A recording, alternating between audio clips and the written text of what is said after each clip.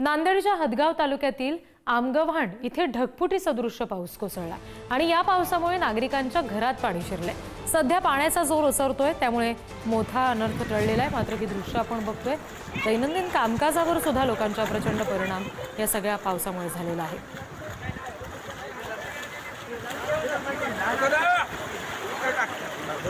नांदेडच्या हदगावातली ही दृश्य आपण बघतोय।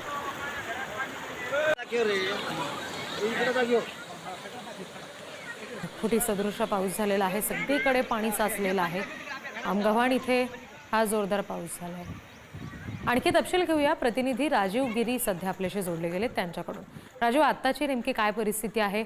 आता हे जे साचलेलं पाणी आहे ते ओसरतंय का? कुठली मदत इथल्या नागरिकांना आता केली जाते का? विधी आता हे पुराचं पाणी जे आहे ते आता ओसरलेलं आहे आणि पाऊस देखील थांबलेला आहे, त्यामुळे इथल्या नागरिकांना मोठा दिलासा मिळालेला आहे।